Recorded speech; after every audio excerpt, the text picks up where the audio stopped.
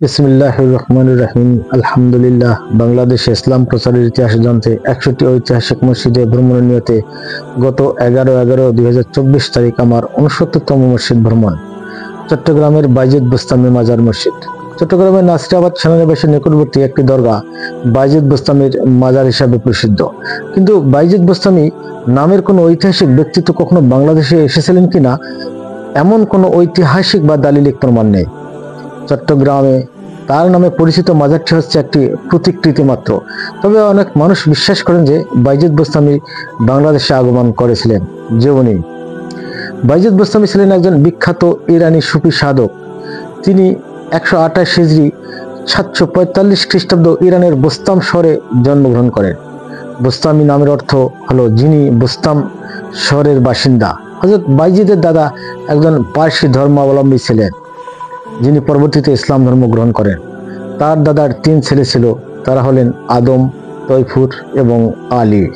তারা সকলেই কঠোর তপস্বী ছিলেন। তৈফুরের ছেলে হলেন বাইজিদ।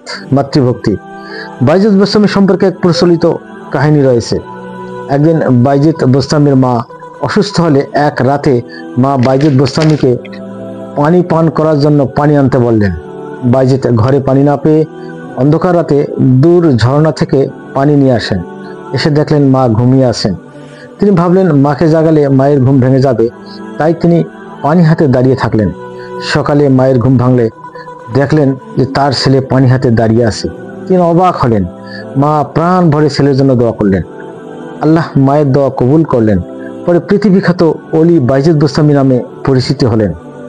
এটি ইসলামের নৈতিক মূল্যবোধের একটি দৃষ্টান্ত। বাইজিদ বোস্তামি সুফিবাদের আলোচনা করার জন্য লোকজনকে নিজের বাড়িতে আমন্ত্রণ করতেন।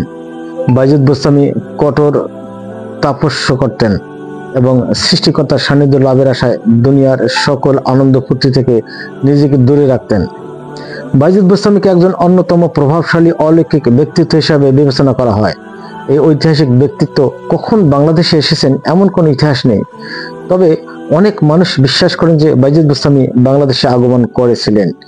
খ্রিস্টীয় 8ম শতাব্দীর দিকে আরব বণিকরা চট্টগ্রাম উপকূলে আসা যাওয়া করত। সুতরাং 9ম শতাব্দীতে বাইজিদ বোস্তামির চট্টগ্রামে আগমন অসম্ভব কিছু নয়, কিন্তু এটি একটি ধারণা মাত্র। এর সপক্ষে এখন পর্যন্ত কোনো সুস্পষ্ট প্রমাণ পাওয়া যায়নি।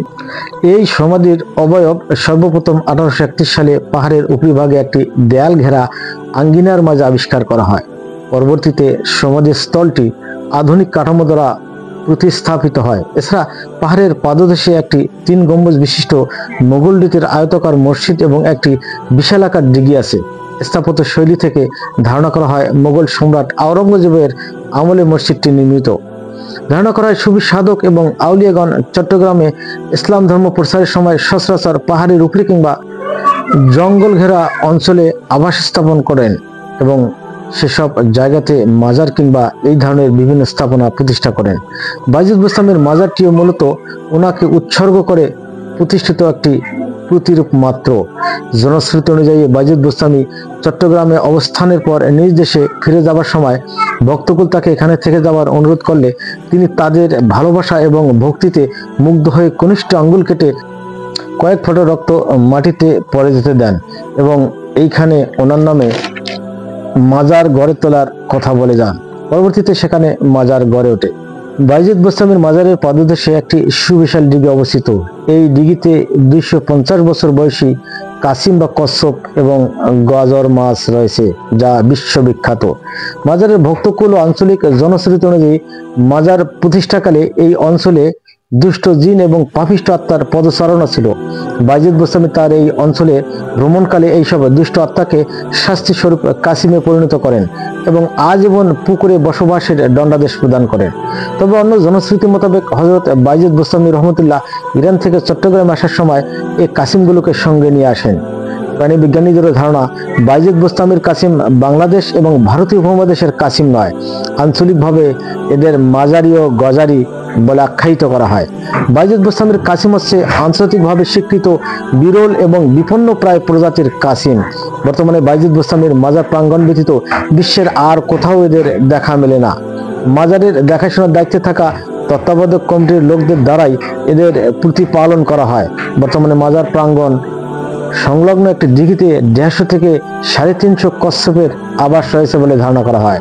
প্রজনন মৌসুমে মাজারের মূল পাহাড়ের পেছনে এদের জন্য সংরক্ষিত স্থানে এদের ডিম পাড়ার ব্যবস্থা করা হয়। ইন্তেকাল 11 শাবান 261 হিজরি 874 খ্রিস্টাব্দ হযরত বাইজিদ বোস্তামী রহমতুল্লাহ লক্ষ লক্ষ ভক্ত অনুরক্তদের শোক সাগরে ভাসিয়ে 130 বছর বয়সে আল্লাহ ও রাসূলের দিদারে চিরকালের জন্য চলে গেছেন। আজ আমার সাথে সফর সঙ্গী ছিলেন ঠিকাদার মোহাম্মদ হামিদুল ইসলাম। আল্লাহ হাফেজ।